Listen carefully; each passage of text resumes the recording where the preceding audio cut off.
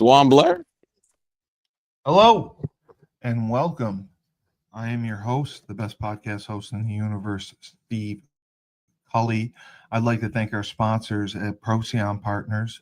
Procyon, one of the top 50 fastest growing companies in the nation.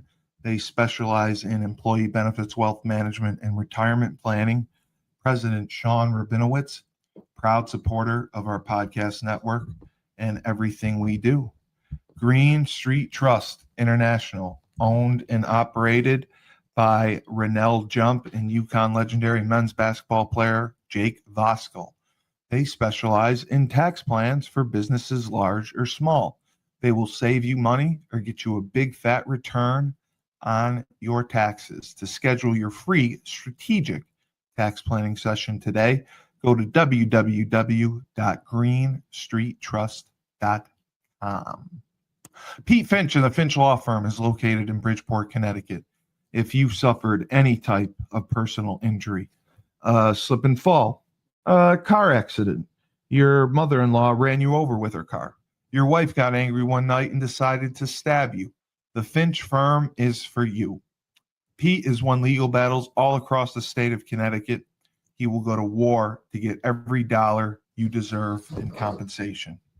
You just have to remember, in a pinch, call Finch or go to his website, thefinchfirm.com. Dynamic Human Performance is owned and operated by UConn legendary running back Andre Dixon. He trains boys and girls of all ages, all sports. He has a boot camp program 7 days a week, 6 a.m. You want to get in shape, you go to Andre. He has an athletic development program where he trains boys and girls in the sport of their choice from the ground up, helps them reach their full potential, be the best they can possibly be. Andre has sent boys and girls to college on scholarship for all different types of sports. To work with the best, he has a 5,000 square foot state-of-the-art facility in Hartford, Connecticut. Go to www.dynamichumanperformance.com.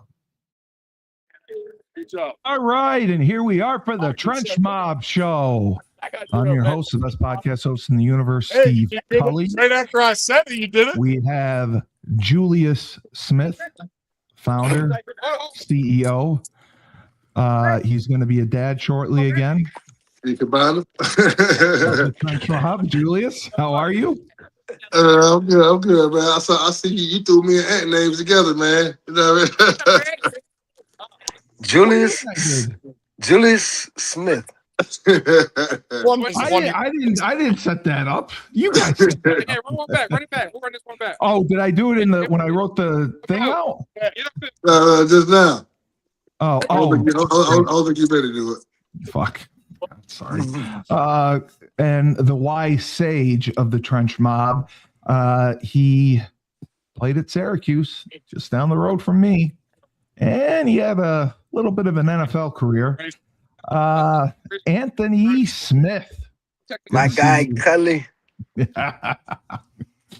Anthony Smith, one day I can't wait to meet you. I know there's no way in hell you're ever going to come up north, but that's okay. Oh, no. Hey, listen, Cully, I'm not like the other guy. We're coming, baby. We're coming. I was raised in the cold, Cully. I ain't scared of it. I know. All the Florida guys would never come back to the Q, so that's why I say that. And as our special guest, we have Coach Byron. How are y'all doing today, brothers? Pittsburgh, Pennsylvania, the 7 Twice Academy, the elite Pennsylvania pass rush team. And he also does pass rush training, individual work, and we will put out his information so you can contact him. Coach Byron, thank you for being with us. Hey, thank you for having me again, Cully. Appreciate the show. Appreciate the time. So I am going to take this time. We had a lot of questions and we haven't gotten to them. And since we only have a few kids to show, I want to get this out there because parents have been freaking out, and we're going to do this. So I will start. Several parents asked this. What would you say are the recruiting timelines parents need to know for each class year?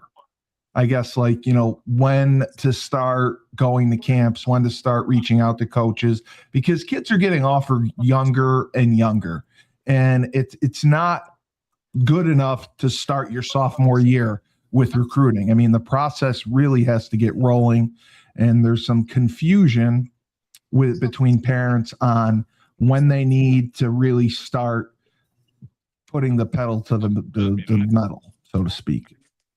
I have a complex answer. I think recruitment starts as the kid is playing the game. I mean, when it starts, I'm sitting here in a room full of 40 something odd pass rush guys. Behind me, you can see about 60, 70 kids over here training. That's a great facility. Oh, you're a Pitt? Yes, we're at the Steelers facility. Yeah, we get the Steelers facility. So for us, it starts young. I mean, we start at 4 years old with our kids training. So I think just understanding the steps of human development and athletic development. For me, like, as a father, I have a 3 and a 4 year old, so I start with them very young. My kids have done gymnastics since they were a year and a half, because I think it's one of those things you gotta have planned now, especially now with NIL. The kids are getting paid earlier. There's so much. It's a business, and you kind of got to run. You have to run their career like a brand. You know what I mean? And I think it's never really too early. As far as when recruitment starts, I think it's just understanding the calendar. Like, the calendar comes out every year. The calendar comes out every year, and understanding what times are important and what aren't. I mean, we have kids I have a kid who just got his first offer 2 weeks ago from Marshall, and I'm sitting in front of an 8th grader who just got his first offer back in January from FIU. So it's a size thing. I mean, genetics plays a big part of it. The development aspect on where you are with your game, what coaches are looking for. And also, we got to understand that the definition of an offer has changed to where it's more of a relationship builder. Tremendously. Yeah. Yes. It's more of a relationship builder. So how do I, as a coach, see a kid? I want to continuously keep having a relationship with somebody. I want to continuously build a relationship with this player, and they understand that it sometimes comes through an offer, whether it's committable, non-committable, whatever the case may be. So I think the hardest part with this whole recruiting thing is just keeping up with it. Especially since COVID. I mean, I can't say it's probably changed more in the last 6 years than it has in the last 30. So I think just keeping up with the hardest part. You brought this up, and this was very important and asked several times. Committable and non-committable offers, okay?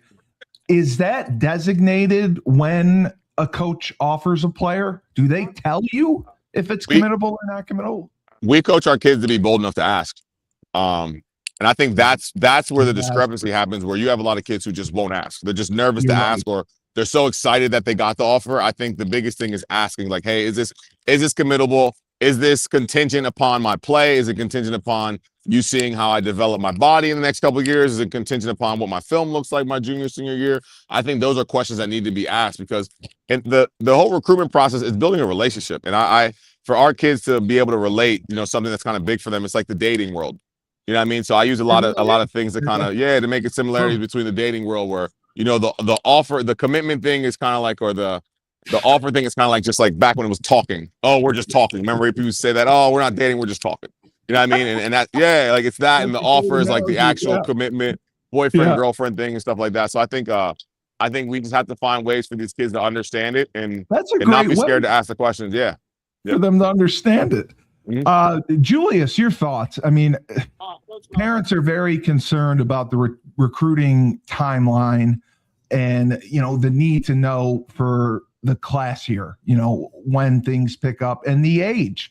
And like he said, the committable versus non-committable offers, because we've seen that happen where kids get offered, they'll go to commit and they say, we can't take your commitment right now. But what advice would you give to parents about the recruiting timeline? I mean, my advice to parents really may be a little bit different than you think. I would say, don't worry about it as much. Worry about you can't. You got to worry about getting your kid the best they can. Getting yourself prepared to be recruited. So I mean, me and Byron, we do this every day, right? So I get tons of calls from parents asking me about colleges. Should they be going to colleges? Should they be getting themselves out there more on the road? And spending thousands of dollars going places, driving all over the country to get their kids seen. You want to make sure those he can play with y'all. If not, And ultimately, man, I'm like, Yeah. you gotta do. The schools will come to you if you're balling. So if you're finding guys like me and Ant and Byron, what I mean, guys like you, Cully, you're not a trainer, but you've been a college coach. You find guys that know what they're doing and that can develop you. Now you don't got to spend as much money on the road. Now they're flying you in. D Brown, what up, brother? Now they're flying you in. You know what I mean? So, so recruiting happens as you make it happen. You know what I mean? It's not about, so much making it happen, by getting in their face or tracking them down. You gotta grind and make them track you down. All right, we got switched off here, Coach. How are you, sir? who me? Yeah. Oh, I'm doing all right. So Cully, let me give an intro. So this is Okay. D Brown. Cully D Brown is, man. Yeah. He's one of the top, trainers, man, in the world, man. He actually, I know he's famous. He was Aaron Donald's trainer, Yes. from when he was in, 8th grade and up, man. So, definitely a big time figure we got with us right now, man. Trained tons of kids, man. Tons and tons of kids that went D1, played in the NFL. You know what I mean? All Americans, you name it, man. So, we definitely, lucky to have him on. D Brown, what's good, brother? All good. We just finished up now. Probably about 200 kids in here. So this is Monday, Wednesday, 7 to 9, Saturday 2 to 4 speed training, and Thursday 7 to 9 positional. So 200 yeah, kids. we average in between probably 200 to 300 a session from January probably to the end of April. And then once May hits, I start a 7-on-7 league in-house with high school teams where I do it for violence prevention. So we probably have like 22 teams in that, 18 to 20 kids per team. And then I had a 150 camp. So during the 7-on-7 league, we probably get we do it during the time when the college coach is out. So we probably get between 25 and 30 coaches to come down. We live stream the games. So what my goal is to implement the 5-on-5 for the high school teams up here in Western Pennsylvania, because now that they're starting to see it more. So that's the next step. Yeah. So what Two Tens has been able to do is basically take the off-season culture where a lot of coaches were against it, and now they got to be of the culture up here in Western Pennsylvania. Because before they was resistant. I know. When I first started with the speed training, because I was an outside source, then they were okay with that. Then the 7-on-7, then now they started to be part of that. So, and that's the reason why I did the 7-on-7 with the high school teams, because we don't have spring ball up here. So they don't allow spring ball in PA? Nah, Ohio, they don't do it either. I don't think. I can't remember. They don't in Ohio. They don't. Yeah, so they don't do it. So I was just figuring out a way to stop that barrier from high school coaches not like a 7-on-7. So once I did that, and they could be with their guys, they liked it. So now it's time to implement the 5-on-5 to it. Yep, that's the next step.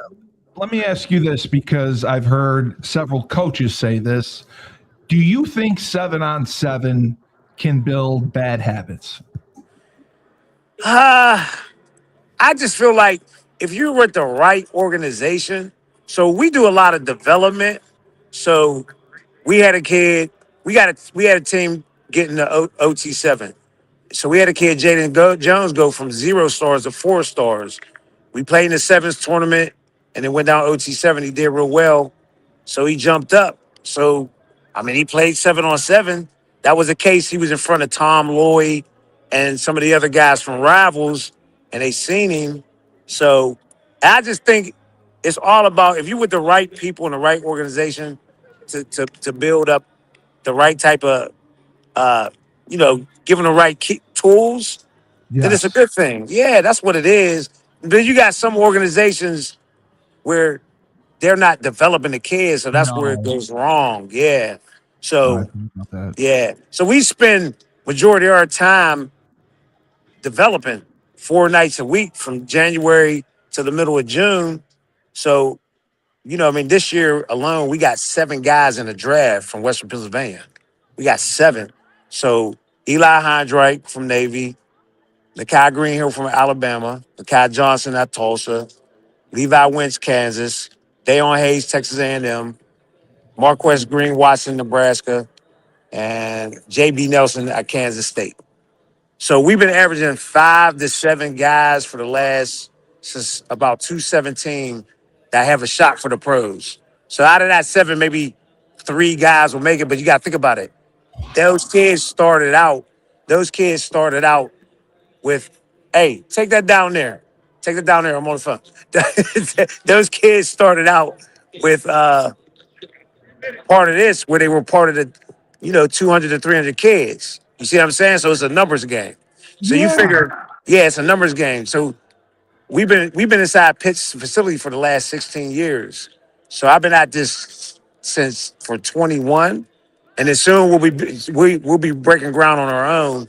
It'll be near here. Yeah, it's a $30 million facility. Yeah. Yeah.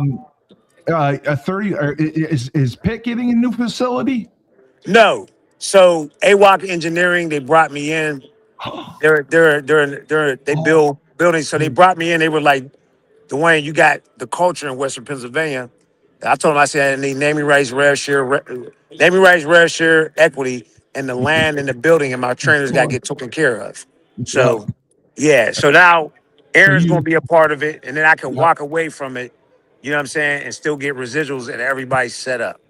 So that's awesome for you to do and give back. Right. 200 kids, okay? They're all from different schools, and they come 4 days a week, and you work them out, you train them, you do speed. Do you do weight training as well?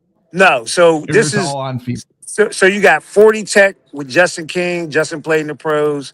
Mike McMahon does the quarterbacks. He'll have a group. And in one corner, Alonzo Mitchell. He'll have wide receivers. This is all like for the first hour. And Marcus Johnson will do Alonzo will do DBs. Marcus will do wide receivers.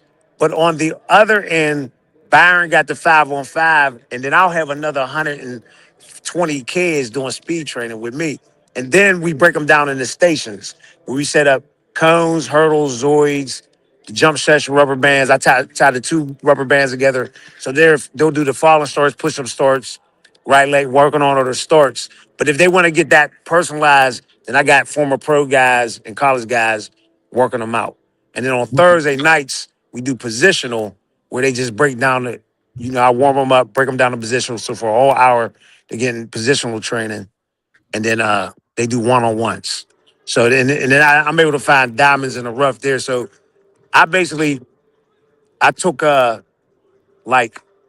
a old school. When I was young, running to the TV Saturday morning watching Kung Fu.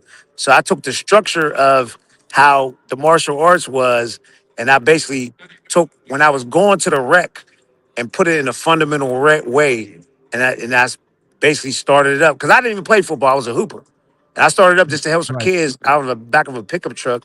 And like in 2010, I had Jordan Whitehead, Drayvon Henry, DeMar Hamlin, Dane Jackson, Jaquan Brisker, John Wetzel, Aaron Donald, Vanessa Garner, Miles Sanders, all on the field at one time. And I didn't know who they were. I was just trying to help them out. Yeah, that's it. Wow. Yeah. It's just,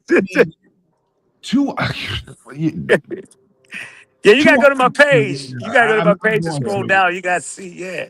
That's an average, yeah. So and you gotta think about a lot of these kids, even though I charge 20 a session, but a lot of these kids can't afford it. So that's why I got the nonprofit set up. And that's where the violence prevention comes in, because these are the hot hours where 7 to 9, where there's a lot of kids that could be on the street. That's when trouble. Yeah. So you gotta remember, we got snow up here. So in the wintertime, there ain't a lot of people that's gonna have it indoors. So in the relationship I got with the Stillers and Pitt, you know what I mean? Able to have that. And that all started out because Aaron was with me when he was in like 10th grade, and then he came back. He was a late qualifier, and I trained him, and he came down to the facility. He was pit late qualifier, and I got him in the best shape that he been in. So what happened was he's always coming back and forth with me, and then he got a 5th round grade. When he got that 5th round grade, his older brother, I trained his older brother too. He asked him, "What should I do?" He was like, "Either go to Florida or come with me." He said, "Stick with me." And then that whole, if I could, I don't know if I could flip this phone around. You can see the flip it. If you could look up there, see the wars up there.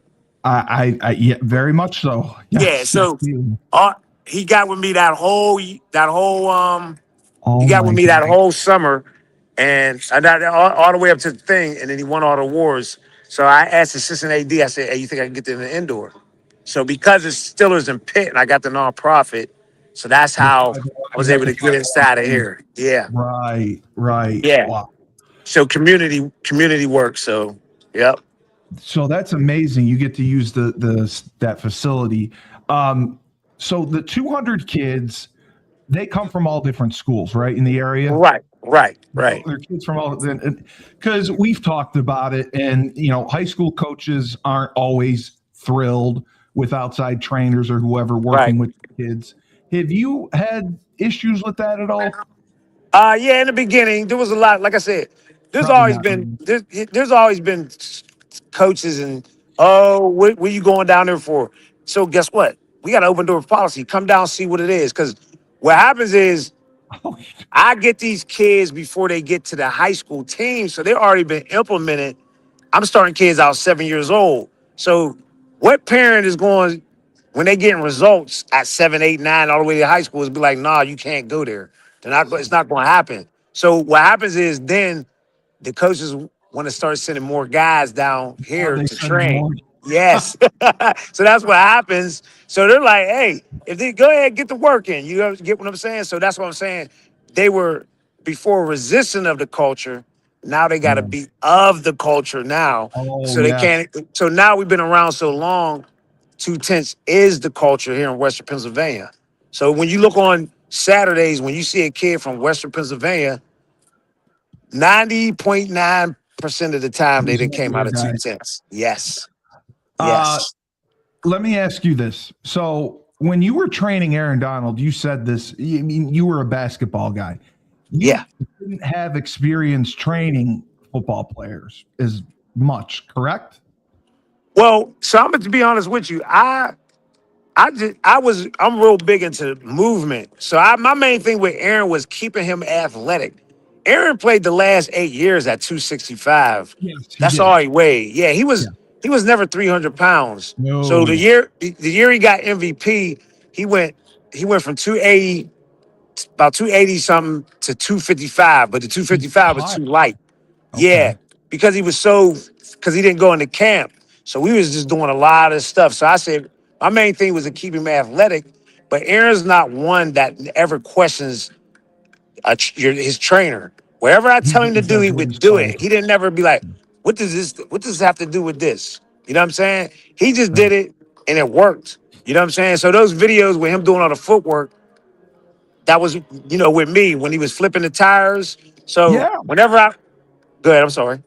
No, but I'm saying for you to come up with a program and figure out how to train football players without playing the sport or having experience, I mean, how are you able to put that together and then put it into this program that's been so successful? Well, I look at movement of what the athlete does.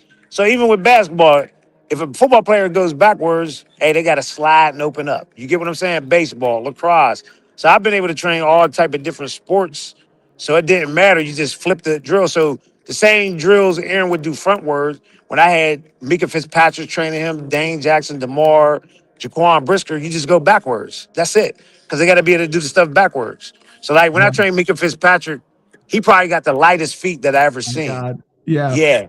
Yeah. The lightest feet that it's like him. It's like the Adidas cushion on the shoes. It's like that. I never seen nothing like it. The thing about like Aaron won't let you win. That's the thing. He's like, sometimes I think Aaron cheat before he let you beat him. You get what I'm saying? Sometimes when he was doing drills, but yeah, he got that desire. Like he wants to be, number one. And then when other guys come in, so I trained Justin Matabuka, Jason Kelsey. sometimes, when you got all those alphas in one room, there only could be one alpha. You get what I'm saying? Oh, So that's a lot of alphas. you can see, you can I wanna imagine the get your autograph testosterone. after this. My So, God. so when Justin Metabuka first came in, Justin could only last 10, 15 minutes of the workout. Aaron was like, man, who is this dude? But Justin came back. He came back better, ready the second year. By the third year, he was able to finish the workout, and then he got 98 mil. Just that. Yep. Oh, wow. Yeah. Let Yeah. me It's on. Go ahead. let me ask you this because it's something I've wondered. Have you seen a difference from the time you started training kids to now? Is there a difference in the way the kids are? Oh yeah, most definitely. I mean, Okay. the kids when I first started, they're everything's so like right now. It comes down to the parents. You know what I mean? There ain't no Oh, it does. accountability. Yeah. Yeah, no accountability. Everybody, once they Julius start said getting these, you don't even know if some of these offers is real nowadays. But once they start getting no. these offers, they get lax. They don't want to grind. You know what I mean? Sometimes even though we get all these kids, different things like that, but sometimes I wish it was the old days when we had 6 kids. You know what I'm saying? Because them is the kids that really Because they really were. wanted it. Yeah. So Yeah. I'll get kids that come down here and see how it is, and they see the competition. Some of them don't want to smoke. They'll be like, "This ain't for me," or the parent be like, "Hey, do you want to do one-on-ones?" And I'll be like, "I don't do one-on-ones because when you go to camp, it's gonna be 200-300 kids there." You know what I'm saying? Yeah, So that's absolutely right. yeah, yeah, you get a lot of, and you can't coddle these guys because at the end of the day, it's going to catch up to them no matter what. No, it's a Yeah, business. right, Unfortunately, now it's a business right, now, and it is going to right. catch up to them. Yeah, it always Do you does. get involved? Do Go ahead, you I'm get sorry. involved? Because I know that you coach. Do you get involved in the recruiting process too with these kids at all? Because that was another question parents ask about is recruiting services. So I don't know. You can't hear. I can't hear you. I can't hear you. okay, Can't hear you. try again. No, you can't hear me. I can't hear you. Can't hear you. Can't hear you. It went out. It went out. I know. Okay. So went out. Okay, hold on. How about now? Can you hear me now? How about you guys Time talk? to go. Time. Hello. See if they can hear you. Wait. Oh, you're We back. can- You're back. You're back. You're back. I can hear Oh, You you. go you ahead. got me? It went out. Okay. It went out. Yeah, Okay. it went out for real. Okay. Go ahead. I just asked about you in recruiting. Do you get involved with recruiting? And parents always ask about recruiting services. And I know there's not a lot of great ones. There's some that definitely embellish. I was just because you're training so many of these top stars. Do Right. you get involved with recruiting, or do you provide guidance to the parents? So yeah, so my biggest thing is I tell them what the best fit is. So of course I got a lot of guys at Pitt and Penn State right now between the two of those, and I remain neutral. But if they ask me what you think the best fit is, You're I'm going to tell them. I'm gonna tell them what if your goals go to the league. What's gonna be the best fit for you to get on that field early and get into the league? And I tell you go to the MAC schools. Go to Miami, Ohio. Go to Toledo. I got a great relationship.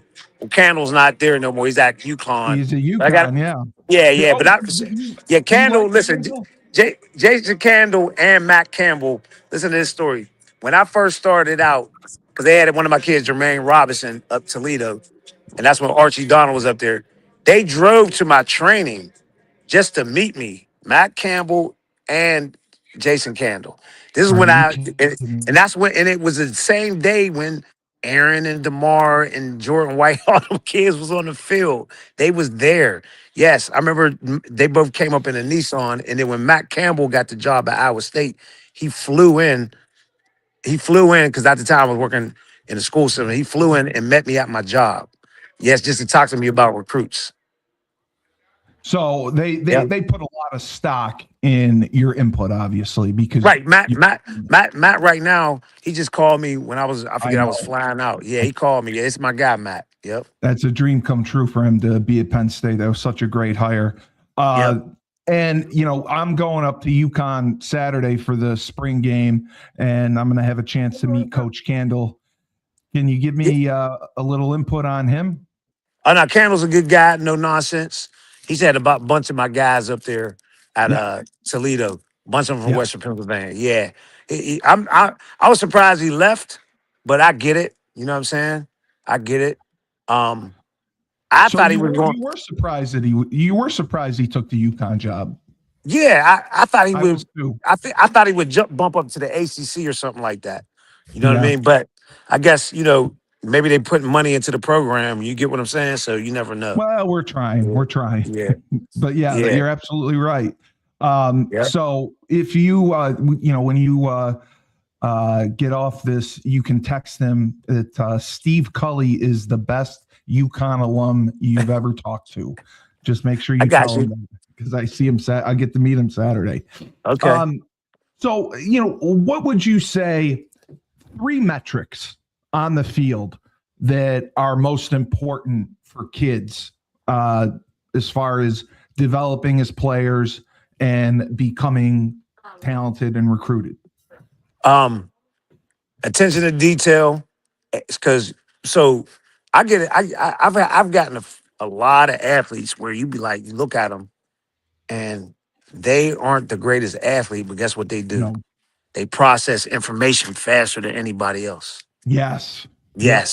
So in the right place at the right time. Right. So in actuality, where they're able to. So Aaron told me about Luke Kuechly. He said Luke Kuechly was the best dude he ever seen cut down angles. That's because he was always in the film room. You get what I'm saying? He said the way he got to tacklers, he said you could tell he was in the film room.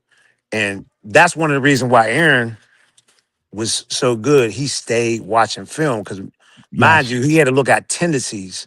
So processing information, attention to detail, and just having that twitch.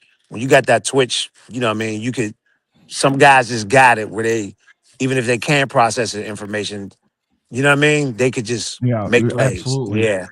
I don't want to keep you too long, Coach. I just wanted to ask, like, the kids that you're working with now, do you advise them on, what camps to attend in the summer? Oh, yeah. I'll tell them, because some kids don't need to go to Power 4 camps. Some of them need to go to Division II schools. Yeah. I agree. Yeah. Go where you going. My theory is this. They love to say that, I went to camp at Alabama. Right. My theory is this. Don't go chase that girl that don't like you. Go find the one that likes you. You know what I'm saying? Because it doesn't make sense. You're just going to be banging your head against the wall trying to get her. So don't go to the schools that want you. You know, get what I'm saying? Like, look how many guys is in the portal from Division II schools. You know what I mean? Because they went there first. They went to the portal, and then they ended up going somewhere, developing and getting money and playing at a smaller Division I. So, because I've had kids, I had a kid, Dante Cephas. Dante Cephas was at Kent State. I had him and Sky Moore. Sky's at Green Bay now, at San Francisco. Sky stayed in the MAC, stayed at Western Michigan, and got drafted in the 2nd round. Dante Cephas went to the portal and went to Penn State and blew his draft. You get what I'm saying? Messed it up. Where he could have been, he ended up going to Penn State, it didn't work out, and then going to Kansas State. And Sky stayed in the MAC, stayed his course, ended up getting drafted. Then he went to Kansas City. He kind of was like up and down. Then he had got traded to San Fran. Now he's doing his thing with the kickoff return.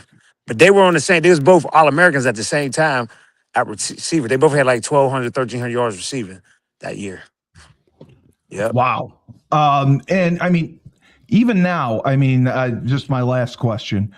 Have you been able to develop relationships with the parents and the kids? And, okay. Because you have 200 of them. That's a lot. No.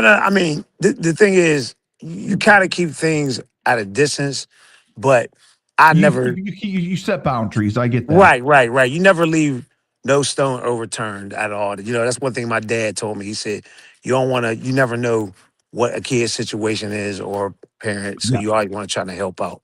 So, Well, Coach, listen, I really appreciate you giving us your time and answering these questions. You have a phenomenal facility, a phenomenal background, and I am so excited that you're getting indoor facility built. You're on your own. That was great that they came to you. They came to the right guy, and you're doing such a great service, giving back to the community with the 7-on-7 program, and that's so important. So 5v5 is where it's at. I'm telling everybody. I agree, man. Yeah, Listen, I agree. it is the 7-on-7. I like it. You know what I mean? But the 5v5 is it's a whole different animal. Yeah, it's a whole different. Yeah, I was right in the midst of it, watching in the midst of it with these guys right here in the drills. Yeah, it's the best thing going to me. You know what I mean? It is. Yeah, I love it, but me personally, I think I would have gotten in about 15 fights at these tournaments. If I got embarrassed in a one-on-one in a competition and guys are hooting and hollering, I may have broken someone's jaw. But God bless you guys for keeping them on the straight and narrow and really setting a good example and being mentors to these kids and giving up your time for not a ton of money. I mean, most trainers charge $50 to $100 to get their attention. So for you to do it for what you do it for the right reasons, and you truly care about these kids. Thank you so much for coming on, and I wish you the best. And I'm sure we'll talk again soon. And tell Jason Candle, Steve Cully. I will. Best UConn alum I've ever met. He'll be there Saturday. All right. Appreciate you. Appreciate you, right. man. Yep. Appreciate it. Yep. Thank you all, Coach. Yep. Can't wait to get. I won't be at the next one, but I can't wait to see y'all guys again, man. Y'all bring a lot of energy. Y'all got a great program. You know what I'm saying? We blessed just to be a part of the whole situation. I know we a little late coming in, but if it wasn't for y'all guys, you know what I'm saying, we wouldn't even be here. So appreciate y'all. For sure, man. We're looking forward to seeing y'all, man, down here in a couple of weeks, man. Little Byron said they coming down. Yeah. Definitely, man. Yeah, we look forward to it. Definitely. You know, we'll chop it up, man. You know what I mean? Keep grinding, brother. Yep. Thank you. Appreciate it, Coach. All right. You take care. All right. Yep. Wow. Yeah, big time, man. So Steve, when they travel, like I've never seen kids. Yeah, I've never seen 2 temps travel with less than like 50 kids. How do they have 200 fucking kids? Like when they come to 5v5 tournaments, they come 3 teams deep or better, and there's 15 kids per team, and they come but they're doing a great job, man. I mean, D Brown is a legend, man. I know. You know, but I mean, for obvious reasons, but man, I mean, you know, and those kids are tough too, man. Like they've only been at 5v5 for the last 2 years, you know. And I know we got 5v5 rankings coming out, I believe, in like 2 weeks, like right before Coach O's tournament. You know, man, not even 2 weeks anymore. In about a week and a half, I think it's coming out like next Friday or something like that. I was hearing, and I wouldn't be surprised if 2 temps was in the top 5 of those top 5v5 teams in the nation, and they've only been a team for 2 years, you know. So kudos to them, man. I know Aaron Donalds, you know, obviously that's his trainer, so he's very involved. What a great guy. What they got going on. And I was telling somebody earlier, man, like that's the biggest celebrity that's been at any 5v5 tournament that I've been to, you know. So I'm pretty sure having a name like that, man, it's easy to draw D lineman, O lineman as well. So, you know, kudos to those guys, man, and what they're doing, man. Byron's a great guy. As you said, man, Byron reached out to me a couple years ago, you know, about 5v5, and I was able to help get him some information, man, and get him in our coalition, man. And this ended up being a great thing. Coach Smith, I apologize. I haven't been able to ask you questions. No, you good, I know that you had been doing some 7-on-7. Have you thought about trying to expand it? Has it been worth it? Is it something that you want to build on to, you know, maybe take to the high school level, to maybe take on the road at some point? So my thing with it, Cully, is for me, it's the whole purpose is for you to develop to get ready for what you're going to do during in the season. So what it's changed into is a bunch of guys who just want to win. That's what I can't believe. Yes. Right. So you get all of these players flying in, some, sponsor teams flying in, a bunch of different guys. And for D-line, it may be a little bit different. O-line, it may be a little bit different. But I know as far 7-on-7 has exploded. I mean, I know. yeah, it's the coaching. You may I teach my guys to play on the top shoulder.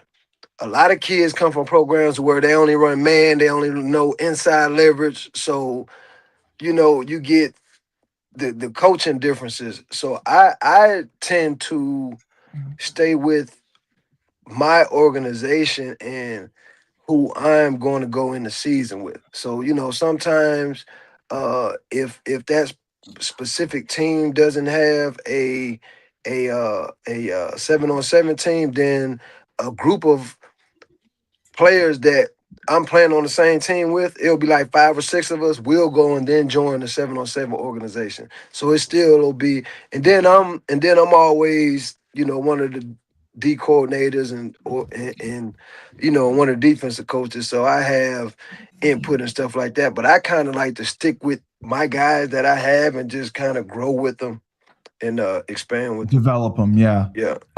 So you're saying that 7-on-7 teams have sponsors as well that pay them to go everywhere? Yeah, you have sponsored teams that, they just go get all of the top recruited guys and put them all on one team, and you go and, sometimes it works out to where you can dominate, but then sometimes you got those other teams to where chemistry beats talent, so. 100%. And you were saying, just coverage wise, you're saying that there's certain teams that'll just come out and play man under. Yeah. I mean, if I'm a sponsored team and I can go out and get all of the top, fastest, tallest guys who can cover, you know what I mean? I don't really have to teach you anything. All I got to do is say, hey, look, we're gonna go play cover one, you guard your man. But what's those same kids are the ones that get to high school, and then when I go to camps and stuff like that, and then I ask them certain football questions, they don't know it. So then that's when I be like, I get pissed, but then I tell them, I'm like, it's not your fault. It's your coach's fault because they don't know how to teach his own. They don't know how to teach a different technique. You know what I mean? So you can't lean it all on the kids. So for me, that's why I stick to the development portion of it versus just winning. And you know what I mean? So yeah, no, I totally agree. I think 7-on-7 has gotten out of hand in the last 3 years. Like I can't believe some of the tournaments that I hear about, sponsoring teams that I've heard about. They try to put together super teams that I've heard about, and I've heard several coaches that have told me they think 7-on-7 has built bad habits, because the players they see in shorts and a t-shirt end up being different than what they see in the fall. So that's why, and that's the difference why 5v5 to me personally, even being a DB, is better, and you get a more realistic look, and that's why guys can earn scholarships off of the 5v5 versus the 7v7 because it's two different animals. You know what I mean? And Julius, I think 5v5 is better for O-line and D-line development because you're teaching them actually offensive linemen, how to move your feet, how to move your hands, how to set. Defensively, you're teaching them to read pass sets, different pass rush moves. Hat and hand, it's not all hat and hands. It's not all banging. It's technique. And then combine that with the physicality. Once they do get pads on, now you have the physicality. Oh, and I have technique and the skill set that makes me a complete player. That's what I take away from watching 5v5. Yeah, for sure, man. I mean, 7-on-7 is more of a show. Well, yeah, it's a circus. I mean, I saw a tournament and I mean, Dave loves 7-on-7 because he runs events, but he says he never wants to coach again after this year. He just says the parents are a nightmare to deal with. He says they are. They are. He just and I know you deal with the same thing, but he says they can't play everyone, and he does the best. And some guys only want to play defense or offense, or the parents complain, "Why is my kid on defense?" And it's just like you can't please anyone, and there's always complaints. And his phone is ringing nonstop from parents. Yeah, and it's not the kids. That's called all day. The thing is, though, man, is what you realize as a business owner, man, and coach, and leader, of young men, that every parent believes that their child is going to be the next LeBron James, Chipper Jones, you know what I mean? Wow, you gave a Chipper Jones analogy. I mean, in every sport. That made me feel old. Tom Brady, Barry Sanders, you name it. I mean, Wayne Gretzky, I don't know many hockey people, but nah, man, so they're gonna call, they're gonna demand attention, and you got to limit it. But the thing is 7-on-7 is more attention. Like you make a big time catch, everybody stops and runs 10 yards, and they stop the game, and guys are going to dance for about 2 to 3 minutes and point at you, and you can't do all that at 5v5. First of all, you got to get back to the line. Yeah, man. So we're on a 6-minute clock. And it's more, this more animalistic. Like I watch it is a lot of 7-on-7 stuff, and those guys are having fun, but they don't have any sense of danger. No, there's like you won't get jacked up and slammed on your head. It's 7-on-7. You know what I mean? Yeah. Like you're not worried about getting bull rushed and somebody running through you, and throwing you into the bag full speed, and all your friends and family are watching. So it just strikes a different thing. But I mean, the thing that I don't like personally about 7-on-7, and it's beginning to happen with 5v5, is it's a business now. So I know. That's what I can't get over. Yeah, man. These organizations are courting these kids. And, they're courting them because they want these kids to sign. So they're giving the kids, unrealistic values. And kids are changing. And they're kissing kids' ass. And now this kid is 15. He's 14.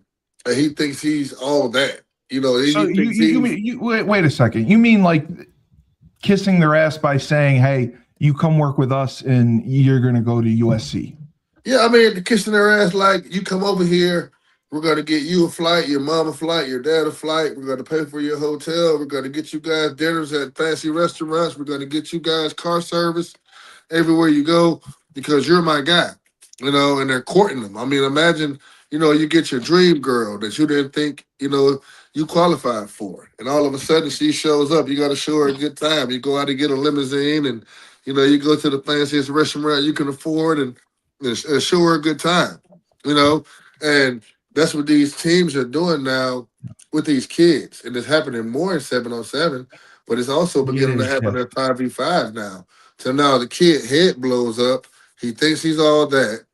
These kids already don't have any loyalty. That's why I asked. You know what I mean? Like, you got kids that you'll bend over backwards for, man. Like almost help mom pay rent, light bill, gas bill, buy the kids school shoes. And the next thing you know, somebody comes along and they tell them they're all that, and they forget you even exist. You know what I mean? So, it's just the entitlement is growing now because it's like, so what? You came and picked me up, or you bought me lunch. This guy over here did this. This guy over here brought me on a boat in Miami, and gave us, shrimp and caviar. You know what I mean? So it's changing the attitude. Hard work is no longer the lead. You know what I mean? Like these kids are ready to, be celebrated as soon as you meet them. And if you don't meet that criteria of celebrating them, they just move on to new people. Like I can't tell you how many kids me and all of our coaches personally build, just for them to get up and go to leave to different places where they can be more celebrated than coached. Because you're never, you and Anthony and Jordan and Coach Mac, Big Mike, you guys are never going to be kissing people's asses. You're there to coach them, make them better. You praise them when they do well. You make corrections when they do poorly. But you're not going to sit there and love them up and down for an hour. And, especially Anthony, I can't picture you doing that to a kid. And I picture you just being, and Julius too, being completely honest and transparent, because you don't want any ambiguity when you're dealing with these kids. You know what, Steve? I mean, most trainers and organization leaders, they're happier to be around the kid than the kid is to be around them. Yeah, 100%. I see it all the time. So like when they come to trench mob, first of all, you're a child. You know what I mean? Like, I don't care if you got 50 offers. You are a young man. You know what I mean? And you still have a lot to learn. Like, I'll say like the old school guys say, you hadn't made a college tackle, a college sack, a college interception, hadn't had a college girlfriend, don't even know how it feels to live in your own apartment yet. You know what I mean? So, I will not treat you as a man. You know what I mean? And you still have to, and respect is something that we demand. Like kids that come to trench mob that came in thinking they were all that, and they can walk around and be the catch me out and look for people to kiss their ass. They didn't last long with us. You know what I mean? That's why you don't want the 4 and 5 star guys. You want the 2-star guys who are hungry and are going to work for you, right? The build, man. Yeah, for sure. Coach Smith, I just asking because I know you're doing 7-on-7. I know you're doing it at a little bit lower level, but coordinating a defense and trying to teach these kids just main concepts. Do you do any combo coverages, or do you believe in combo coverages like quarter, half? Yeah. So I personally don't do them yet. Because they're younger, I get that, but I mean, but even with the high school guys, depending on where your level is, you know what I mean, and then depending on how much time I have with you, because it takes a lot to teach a zone. You know what I mean? You really got to input time into that zone, other than just, hey, that's your man. It's multiple things can happen to where you got to do this, and this, and this, and so all of those intricate details, a lot of coaches don't like to input that time, into teaching zone. So it's just easier to coach man. So for me, not yet, but so down there in general, would you say they play more man coverage, like even at the high school level? Yeah, they play a lot. They play a lot of man. They play a lot. Yeah. They like a lot of organizations and teams that I've dealt with and got with other coaches and stuff like that. That their main thing, first thing is zone or is man. Cover one. They play base cover one. My thing, I'm a math guy. I'm a numbers guy. So I'm always a cover 3. I'm a cover 3 first guy. Safe. Yeah, that's base. If you want to defend the pass, a lot of guys like cover 2. Like, okay, it looks cool because you got 2 guys deep, but mathematically, I have 3 guys deep. So, like, what's the, exactly. So that's why I'm a big cover 3 guy, because mathematically, if your purpose is to have 2 guys deep, is it better to have 2 guys deep or 3 guys deep? I've always felt cover 2 is tougher to teach at least the high school level. Yeah, for sure. What about cover 4 quarters? Is that as a coordinator, would that be part of your package? Same thing. It would be more of a progression thing with me. You know, I would teach 3 first, and then I would go 2 quarters, because then you got to teach if he goes in, if he goes out. Correct. Now you got to break off. If he goes vert, he's yours. So, you know, Correct. all of those kind of the variables in cover 4. So me, I'll always start with 3 first, and then I'll go 2, and then I'll go into 4, and then the 6s, and you know. Oh, okay, I got you. Yeah. This is the last coverage question, and because this is something that frustrated me about UConn this year. If you blitz and you bring 5, what do you play behind it? I mean, you really have it depends. You can go zone, or you can go man, depending on what their formation is. Formation, you know, okay. If they got a running back in the backfield blocking, then you can match up those guys. But if he's flexed out, like you got to check out. You can't send. You'll be outnumbered, so it wouldn't even. Yes. I would definitely run a zone if I'm facing the spread and I'm 4 wide receivers. Yeah, I'm definitely playing zone. Yeah, because that was one of my biggest frustrations. UConn always played man, and they would blitz 5, sometimes 6, and I'm like, why are you motherfuckers playing man? Just play. Somebody's gonna be free. Deep. Yeah, there's got to be that 2-to-1.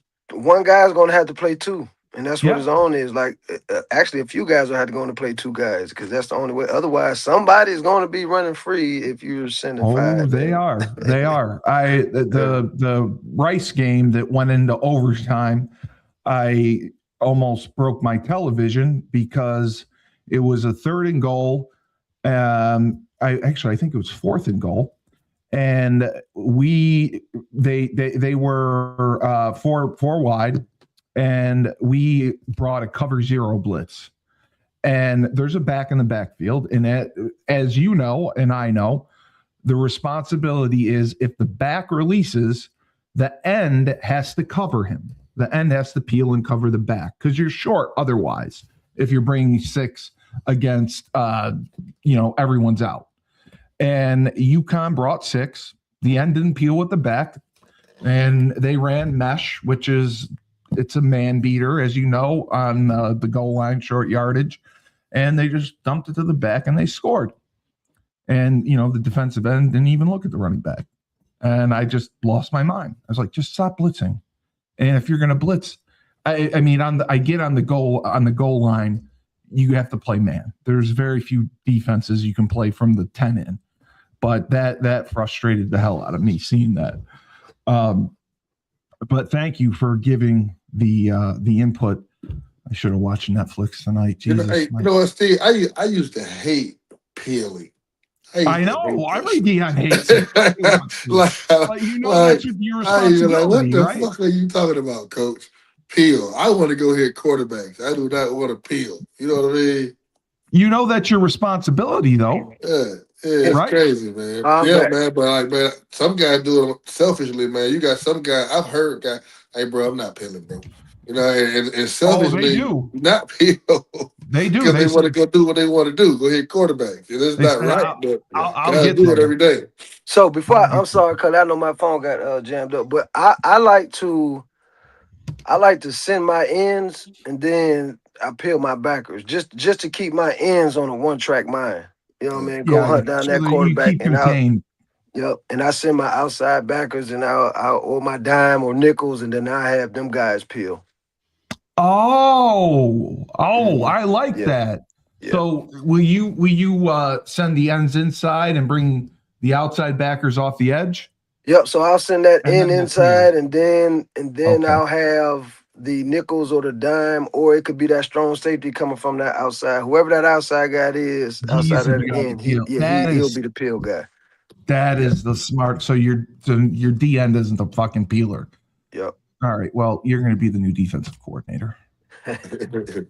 All right. Let me put this guy up. This was Ty Henderson, I believe, This was Julius's guy. Big bastard offensive lineman. No, I believe he was a defensive end, if I'm not mistaken. Oh, I'm sorry. Yes, Yeah. he's the guy off the edge. Yes. Yeah, but I liked him, man, because he flew around, and I know he wasn't the biggest guy. I believe he's like 6 foot. No. He's a young. I think he's a. I thought he was a 28. 20. I mean, he might be a 27, but for some reason I thought he was a 28. No, this got to be the tackle guy. Yeah, this is the tackle. Because if that DN, if that was his first fucking play that he put up there on this highlight film. I see it. It's him right here. Sure. Yeah. Man, make sure. Oh, that's nasty. Yeah.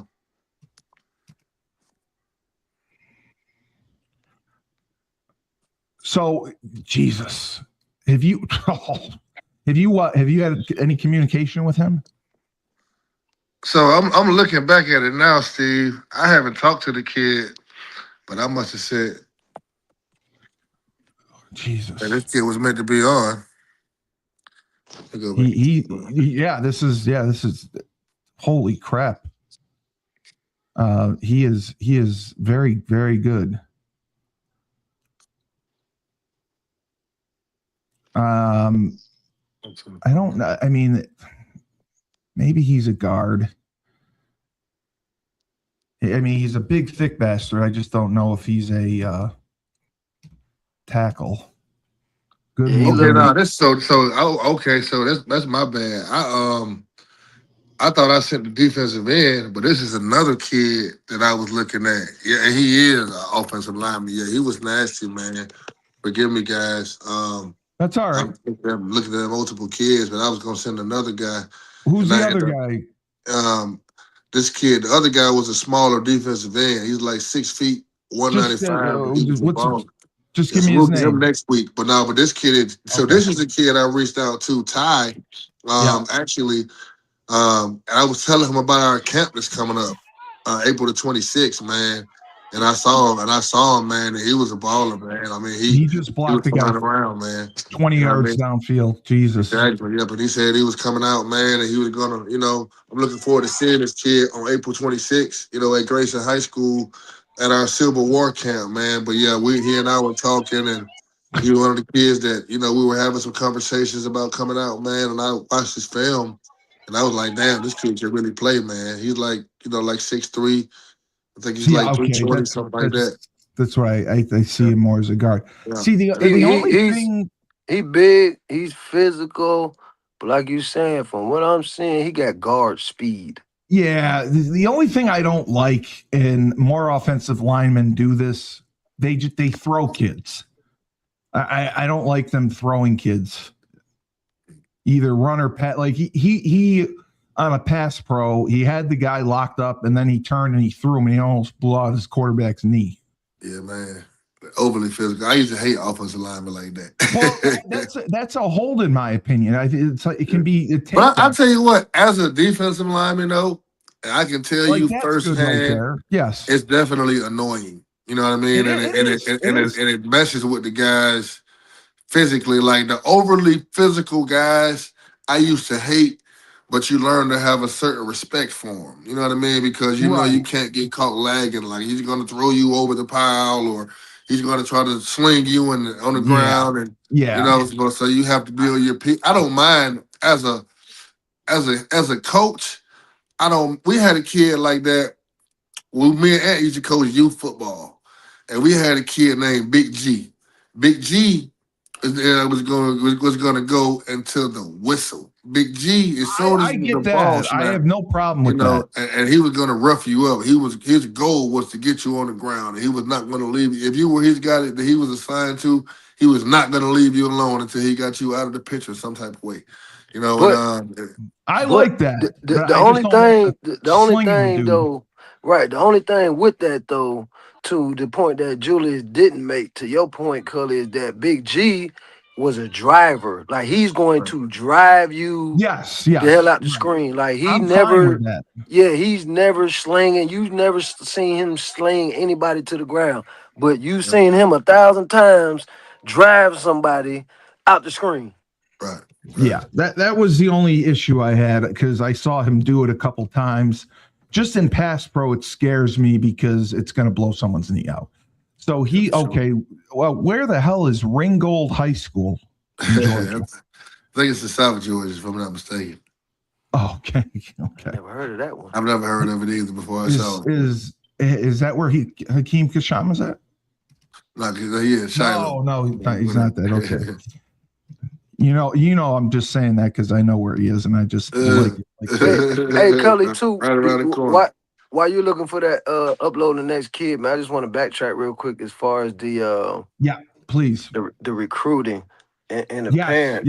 Yes, because we got a million questions about it. And about recruiting services. And yeah, absolutely. Like Julius was saying, man, focus on where you are, because a lot of parents are focusing on these younger 8th graders getting, and I think that's what we should do. Like, yeah, you know, I'm not in agreement with everything that Trump's doing and all that other stuff. I'm not all that stuff. But as far as what he challenged the NFL to do, as far as change their name from football to soccer, you know, so we can call soccer football. He said that? I didn't even see that. Well, yeah, it was a little clip. I think he's challenging the NFL, to change football or change soccer to football and give football another name so we can call soccer football. But to that, my point was, I think we should change the context of the relationship that we were talking about. It's not when you get an offer in 8th grade, it's not an offer. It's a letter. Let's just call it a letter of interest. Because you can't physically even accept and sign to a school until going into your junior year. So it's not even legally, you don't have nothing. It's just like Coach said, it's just like, we like you. So I think we should it's verbal. Yeah, I think we should change the lingo, change the wording of it, because it's giving a lot of people false realities. Like, dude, your kid is in 8th grade, but he doesn't have an actual offer from Georgia, Kansas, Texas. Yeah, like the coaching staff could be fired before that. Bruh, that's it. All coaches are doing now is playing into that narrative, because a lot of parents don't know this, and they think that, this is a real offer that my kid is getting. No, college coaches are just taking earlier interest and putting their bids in kids. Like, hey, look, I'm on your radar. We got interest. That way, when it comes to you signing, they can be like, hey, we were one of the first people there. Loyalty. Yeah, no, I get that. It blows my mind that happens. And so have you guys seen that? So there's a new trend. My bad, Steve. I'm sorry. No, go ahead. I'm just putting the film up. Yeah. So there's a new trend of kids blowing up early and becoming 4-stars, and then going to lower tier D1 programs. Sometimes even D2 programs. Like, there'll be kids that have offers from like University of Florida, Florida State, even UGA, and then you'll look up and then you'll see them sign to like a Liberty. You know what I mean? Or I've seen that happen a bunch of times this year. Or like a San Jose State. No disrespect to those schools, but you got kids that have over 50 offers, and then you'll look up on signing day. But Julius, I believe this because you said it. These kids wait too goddamn long to commit. And if somebody else takes the spot, they're not waiting on you unless you're a Heisman Trophy winner. Yeah, that's the thing too, man. It's like, it's a numbers game, right? So it's like, if we're looking to bring in 2 freshman high school defensive ends, and we've offered 12 guys. 12 to get 2. Exactly. So it's like, now once we bring in 1, all those guys that are 3 to 11, they're no longer offered. You know what I mean? 100%. I would always let my guys know that I was recruiting. You know, if we had a running back and we were taking 2 and 1 committed, I would say, hey, we just had a running back commit. We have 1 spot open. You're one of the guys that we offered, but if someone else commits, it's going to be gone. So I'm just letting you know, if you want to make a decision, I would think about doing it soon. And it's sad, man, because you got kids that are heartbroken. And the thing is, I'm with you on that, man. I think they need to change that lingo. Yes. Because what's happening is it's not you got kids down there ready to commit suicide, man, because they posted on Twitter or on Instagram that they have 50 offers and they've gained, you know, the backing of their peers and support of everybody. And next thing you know, they got to go tell everybody that these offers no longer exist. And now I'm going to go to a small school. And now it messes with their confidence. I also blame social media for that too. Oh, yeah. Yeah, for sure. They got to post it all over and them in the jersey. And so this is the kid, Steve. Will Liddell, man. He I saw this earlier. I saw this as soon as you sent it to me. Yes, he's a kid. I just started training, man, probably less than a month ago. He is really freaking athletic, and he can be dynamic, and he's someone who can do a lot. Oh, yeah. So are you working with him as a pass rusher? Yep. So he's an edge, you know, making him an edge. He's such a good athlete. So Steve, he just started playing football this year. You're kidding me. Just started playing. And guess what he was? You're telling me this was his first year? This is his first year playing football. Holy shit. Okay. Yep. See how fast and athletic he has no offers at all. No, that's why I told you. I watched the film and I saw how athletic and even here, he's a tight end. He's blocking a guy 3 times his size. Yeah, exactly, man. And he's like, he came and worked out with us today, man. And his upside, I think, tremendous. Now that he's training and understanding and know what he's doing now and beginning to learn, this kid is gonna blow up this summer. He's going with us to Miami in a couple of weeks. He'll be at our last competition in Atlanta on April 26th. And I think once he gets to some of these mega camps and gets his name out there and he's with us now, so he's wearing black and green and being labeled as one of the guys, I think he's going to blow up, man, for sure. And so you were talking about his size. You said he's right around 6. And what year is he? So he's a junior. He's like 6'5", 235. Oh, he's 6. Okay, that's kind of what he looked. So he's going into his junior year. No, he's going into his senior season right now. Oh, okay. So this is why it's important. And he said he just decided to try it out, man. You know how it is. He's walking around the hallways, 6'5".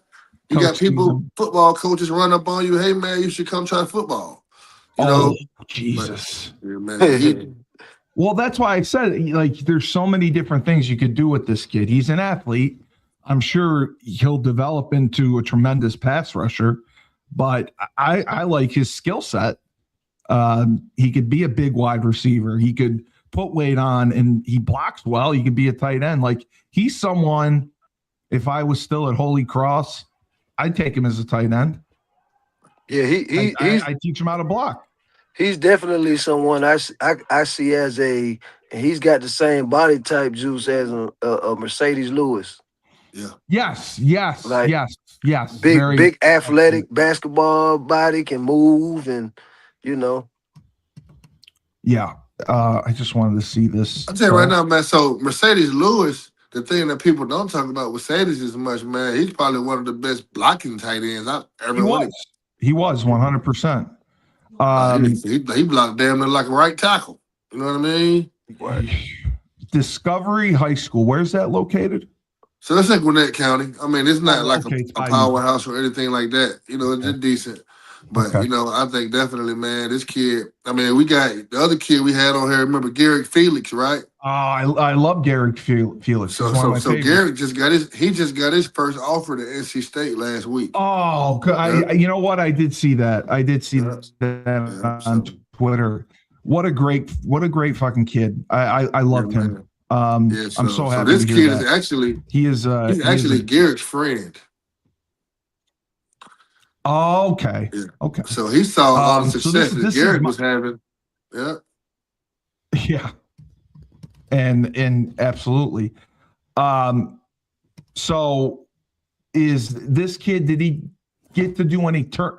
Like, how did you meet the pass rusher, the other kid we just saw?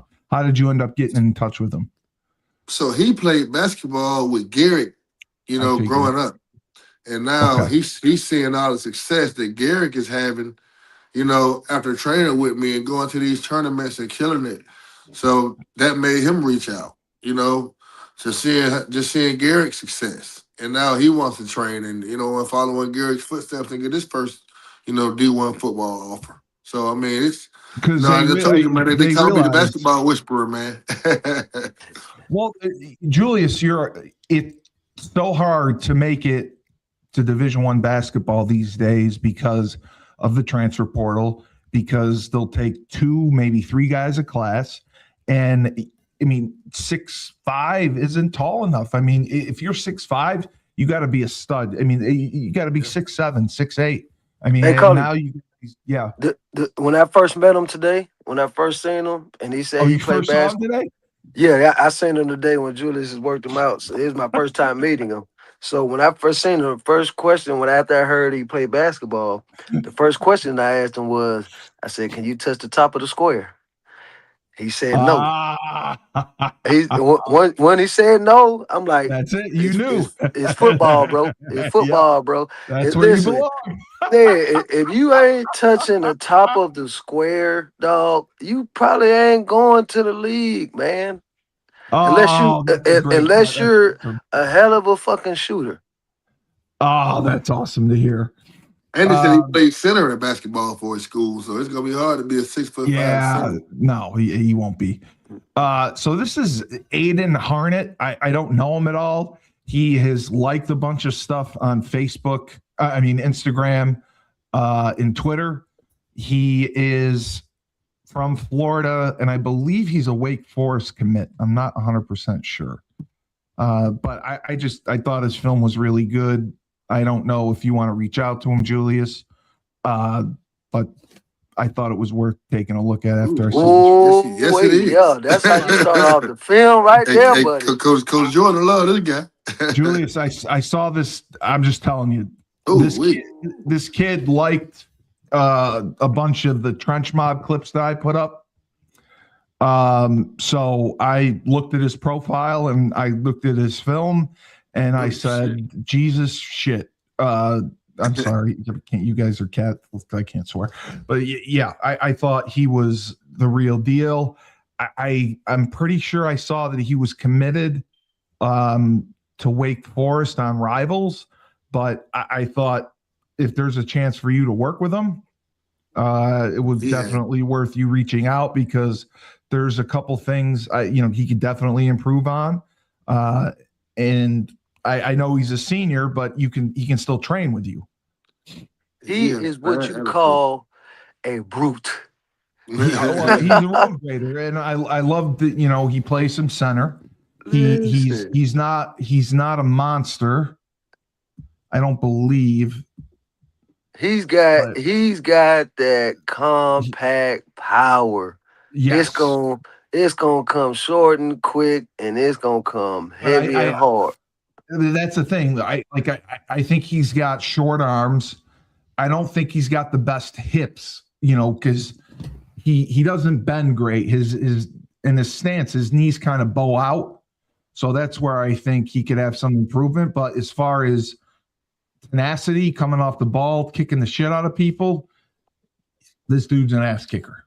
He does not like people. Kicks ass and he takes names. Listen, that is somebody that I would offer a scholarship. And he doesn't throw people, which I like. He could play for me. So I do think that this is he's a guard at the next level. That stance just bothers me. I don't like it when they have their knees. Jesus Christ, he took out 2 people. How tall is he? He's shorter. He's on the shorter side. I don't think he's. I think he was listed at 6'3", but I don't think he's 6'3". He's definitely a center guard. Yes, that's what I believe. I believe that, and I just he got his contact is ridiculous though. Boy, hey, listen, listen. He got that Mike Tyson, that short, compact power. Hey man, he can play for me. That's some shit I want.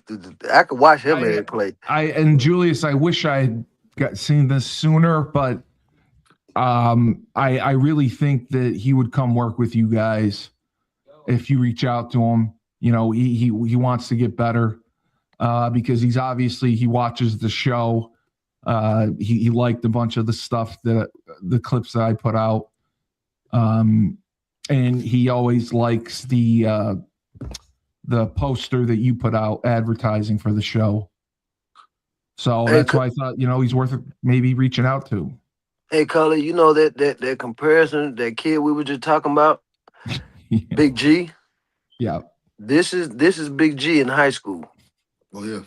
Oh, okay. If Big G, that makes sense. Yeah, if Big G was in high school right now, this is the type of guy he would look like. This is what Big G was doing for us at 7, 8, 9 years old, bro. Sure was. Jesus Christmas.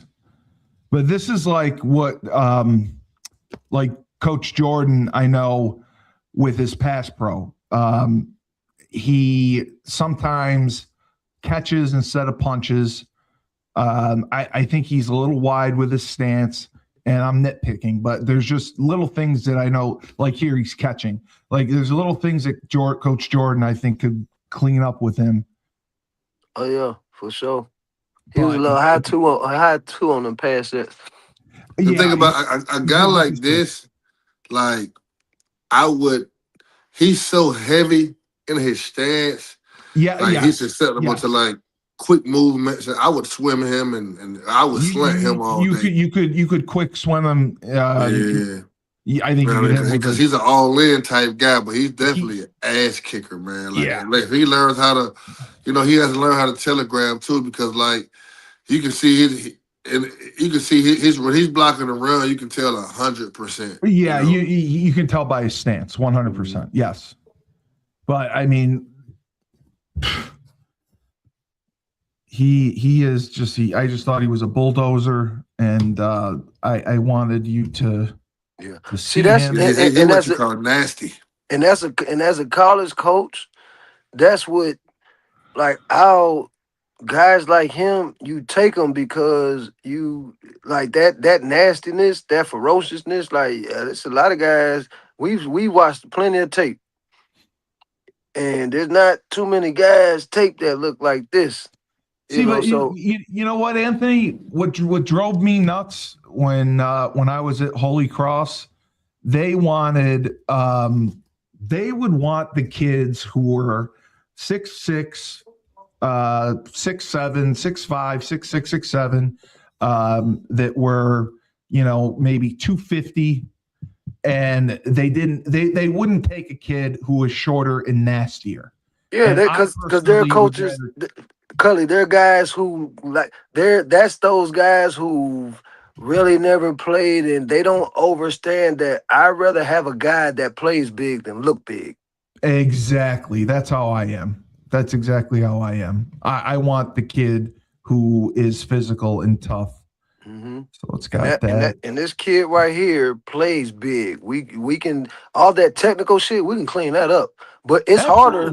It's harder to put that ferociousness and that tenacity in a kid than it is to fix him on some technical stuff. Yeah, he's 6'3". He's 6'3". So you know what though? I thought he was 6'2", but yeah. People are coming around on defense now because you start to see more like SEC schools and Big Ten schools bringing in defensive ends that are 6'2", even 6'1", 6'3". But you got to be a dynamic player now. You can't be, got to be an ass kicker, dog. Point blank. You can't be you can't be a 5-6 sacks a year guy. You got to be a double digit, potential. You know what I mean? So But they are doing it. Like a lot of the guys that coming out of Georgia, like lately, have been like 6'2". You know, like the Nolan Smiths and the guy that came out last year that went to the Falcons. Can't think his name right now, but he's a dog though. You know what I mean? Like, they're taking chances on guys like that now, man. They're getting drafted in the first round. They're gonna be edge rushers. But offense, they still kind of want that 6'6", 6'5". You know what I mean? Like, we were at Georgia the other week, man. Like, these kids were giants. You know what I mean? Like, even we were at Georgia State, Kennesaw State. Like, everybody wants beanstalks. They on do. the offensive line. You know what I mean? So, but definitely, guys, just keep grinding, man. Guys that are watching, because at the end of the day, it doesn't really matter. I played with an offensive guard at UConn that was 6'1", guy named Emmanuel Hutchinson, and he was our best offensive lineman by far. And it wasn't even close. Like, we had a guy, Will Beatty, got drafted second round, played 10 years in the league. Unbelievable. Yep. And Will Beatty was nowhere near Emmanuel Hutchinson to me. You know what I mean? And no disrespect to Will Beatty. Will Beatty is, one of the best offensive linemen in UConn history. But, Emmanuel Hutchinson was 6'1", and he was the talk of our class. Like, I came in 2004, like, Emmanuel Hutchinson was the best offensive lineman in that class by far. And we had 4 or 5 guys that played in the NFL from that class. You know what I mean? As offensive linemen. And Hutch, he ended up, he didn't finish at UConn. He ended up leaving UConn, and didn't make it to the league, but he was definitely the best player in that class. But Will Beatty ended up developing. He was great, and I love Coach Foley. But when you have a tackle who's 6'6", 6'7", they're obviously going to give them more opportunities to succeed. What I always would tell the short guys is you got to be perfect, because if they see you screw up, they cross you off. Right. You don't get a lot of chances. Will Beatty was an amazing athlete. Like, Will Beatty he was really a D lineman playing offensive. He came in as a defensive end. Yeah. You know what I mean? He came in, he played edge when he got there. Yep, long and athletic. George Selvey had like 18 sacks or something crazy that year, and he didn't get nowhere near the quarterback, when he went against Will Beatty. You know what I mean? But Hutch was different though. He was like everything, run, pass. Like, he was our most dominant old lineman. Did he start at UConn? Did he have? So Hutch he would have been a 4-year starter. He started as a freshman. Well, he redshirted when he first got there. But as a redshirt freshman, always redshirt. Yeah. But as a redshirt freshman, he was a starter. And then as a redshirt sophomore, he was a starter. And then I think he kind of lost love for the game, man. And Hutch was a good friend of mine, man. We were in a self-started fraternity called the Destroyers back then. You know what I mean? But it was like, wow, college life was wild, man.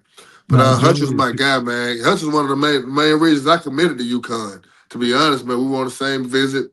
He kind of stood up, gave a speech. Let's all get this going together. But, for Hutch, I think that he just realized he was 6'1", and he was such a dominant offensive lineman. And I think he just kind of realized that he wasn't going to go to the NFL as a 6'1" offensive guard, and kind of lost the love for it, man. Then he went to Etzel, and he wanted to be a fullback, because he thought that he could lose weight and play fullback and go to the NFL. So he ended up I would have paid money to be in that room.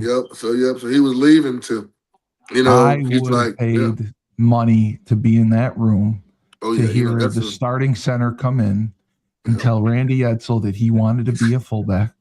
I would have paid thousands of dollars to hear that conversation. I can imagine. It didn't go well, I'll tell you that much, because he wouldn't, he wasn't there very much longer, man. But this is a sad story, though, man, because he was, generational talent, man. Where was he from? He's from Palazzo, Florida. He's a Florida kid. Okay. Yeah, but he's probably the best offensive lineman I played against in my 4 years at UConn, for sure. Wow. Well, great show, guys. Great show. Thank you for having those PA guys on. They're incredible. Julius, I'm going up this weekend. for the spring game. See how they look. So it's going to be fun. Coach Smith, I still don't believe you're ever coming back to Syracuse, but if you do, please come back. I just to see you in Syracuse, New York would melt my heart. No, I'm definitely coming back this year, Carly. I'm definitely. Did you know? Back. I mean, do you know Fran Brown? I mean, did you? Because you guys probably sent kids to him at Georgia, right?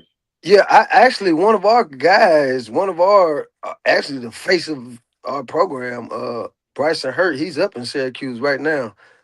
Yes. Yeah, man, Big B. He actually called.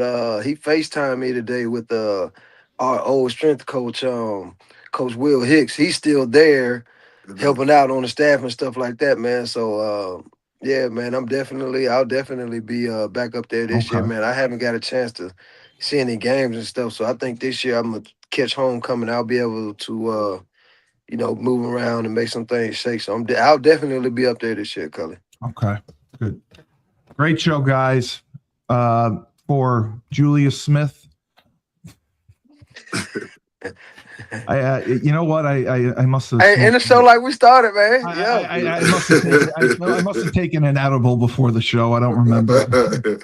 Julius Williams, the CEO of the. I'm just excited to see Anthony. I am so sorry, cuz I didn't mean to cut you off. Speaking of edibles, I seen on Instagram today there was a child. Parents, please be careful. Please talk to y'all children. There was a kid. Yes.